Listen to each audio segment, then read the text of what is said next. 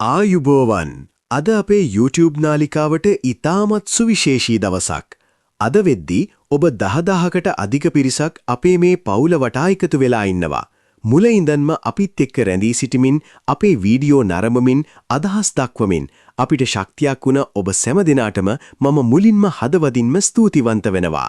අපි ඉදිරියටත් මේ ගමන වඩාත් අර්ථවත් විදියට අරන් යන්න බලාපොරොත්තු වෙනවා. විශේෂයෙන්ම විදේශ ආක්‍රමණත් එක්ක අපේ ඉතිහාසයෙන් සහ සංස්කෘතියෙන් යටපත් වෙලා ගිය ඒ වගේම ඉන්දියානු ආභාෂයට නතු වුණ අපේම හෙළ දෙවිවරු සහ ඒහා බැඳුණු අපූරු පුරාවෘත්තියන් පිළිබඳ තොරතුරු ඉදිරියේදී ඔබ වෙත ගෙන ඒමට අපි සූදානම්.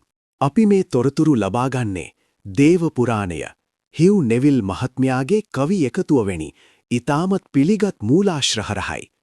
අපේ අරමුණ මිත්‍යාව පතුරවන එක නෙවෙයි. අපේ සංස්කෘතියේ සැඟවුණු ඒ සුන්දර කතා සහ ඉතිහාසය අනාගත පරපුර වෙනුවෙන් රැකදීමයි. මේ ගෙනෙන සියලු කරුණු ඔබේ දැනුම සහ රසවින්දනයේ උදෙසා පමණක් භාවිතා කරන ලෙස මම ගෞරවයෙන් ඉල්ලා සිටිනවා.